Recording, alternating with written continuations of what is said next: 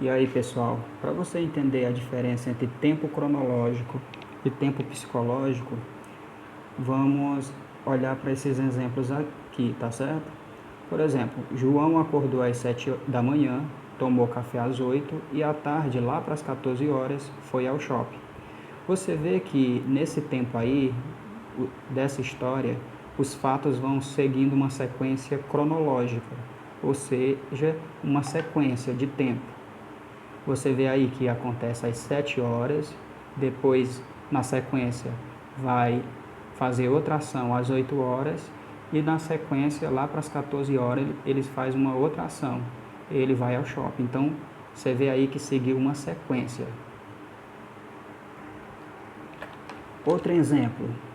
No verão passado, numa terça-feira, no mês de julho, às 14 horas, foi vítima de um assalto. Você vê aí que o tempo aí está determinado. Você consegue saber em que momento aconteceu os fatos da história, o fato, na verdade. Qual foi o fato que aconteceu aí? Eu fui assaltado, certo? Então, ele está dizendo o momento certo, o mês certo, a hora certa em que ele foi assaltado. Então, o tempo aí é cronológico, ou seja, ele segue uma sequência e, portanto, ele é determinado. Pessoal, já no tempo psicológico, ele é impreciso, ele é indeterminado. O que é esse in aí? Ó? Esse in dá a ideia de negação, ou seja, ele não segue uma sequência, não tem como eu saber em que momento aconteceu o fato. Nesse exemplo aí você diz o seguinte, ó, você vê o seguinte: lembro-me que há 2 anos atrás eu conheci a minha bela e eterna esposa.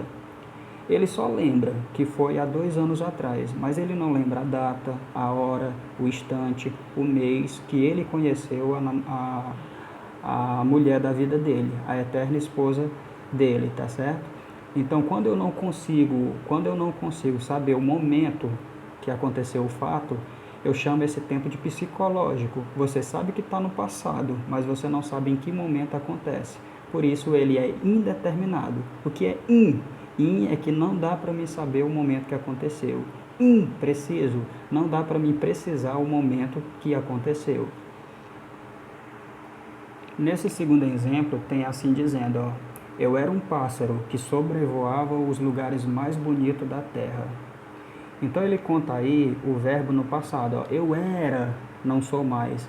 Mas quando ele diz eu era, remete a um passado. Só que não tem como eu saber em que momento é que ele sobrevoou os lugares mais bonitos da terra, certo? Por isso que é indeterminado, ou seja, esse in aí está dizendo para você que não dá para me saber o momento que aconteceu.